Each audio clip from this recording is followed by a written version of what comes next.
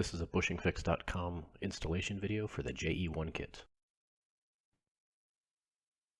For this cable, it has a two-piece bushing, as a rubber surround piece with a plastic inside piece which tends to break. You'll want to get both pieces out when you remove the old bushing. Take the new bushing and use your thumb and press it in from the top.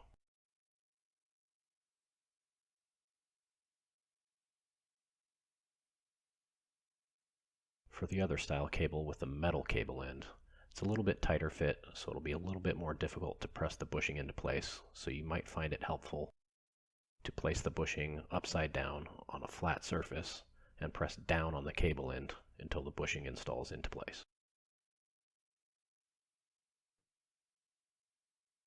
Use a small amount of the included grease on the transmission lever ball. And snap the cable into place. And that's it, you're done. Thanks for watching.